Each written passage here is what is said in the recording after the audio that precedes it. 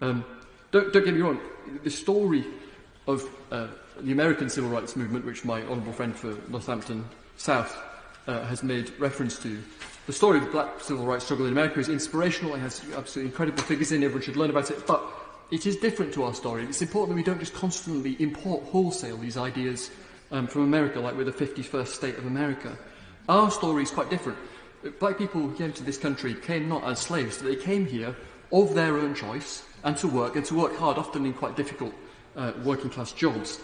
And black people in this country don't have one story. They have many, many different backstories, come from all over the world, many, many different cultures.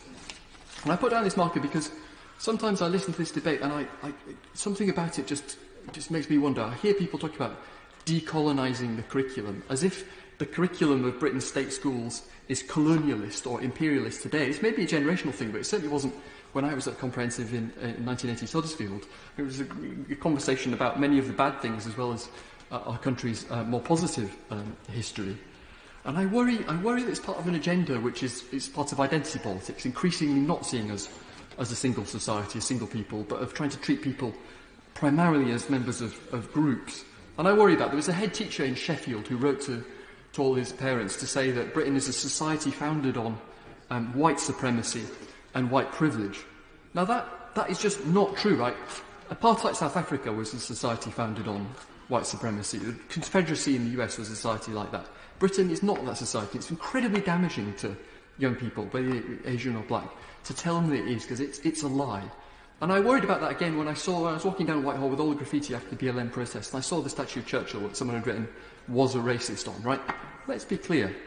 If it was not for that man, there would be an enormous great swastika flying from this building, right? And the poison that the young man who wrote that had been fed, I worry about that, and I worry that we can't allow Black History Month to be kind of sucked into that.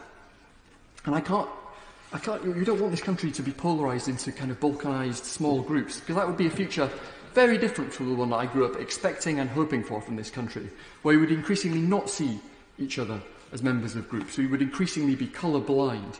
Everyone would fit into our common culture.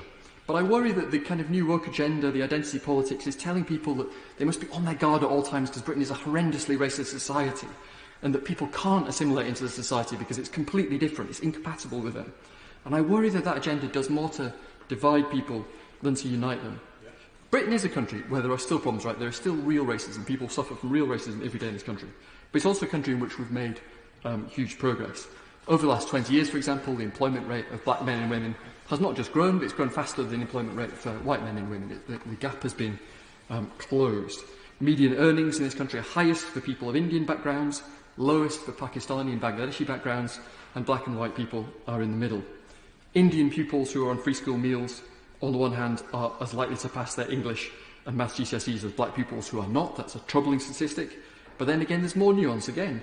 Poorer black and Asian girls who are eligible for free school meals are more likely to go to university than white and black boys who are not.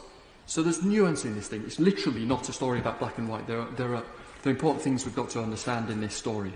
So I pay tribute to the people, and I understand the great motivations behind Black History Month and the importance of making everybody feel that they can achieve they are part of this country's story. And I went to an averagely performing comprehensive in an averagely performing area, and I saw how people's culture can sometimes keep them down, that people don't believe they can do certain things. When my careers teacher asked me how many GCSEs I would pass, I said all of them, and he laughed, right? All I can say is, I hope you're watching this now. And the same is actually much more true, I worry, for young black people. And it's very important that they have role models. It's very important that they can see the wonderful people in this house, that they can achieve anything they want to do. But I also want it to be a unifying agenda, right? In the end, as I said before, there's no black history, there's no white history, there's just British history. Rob House.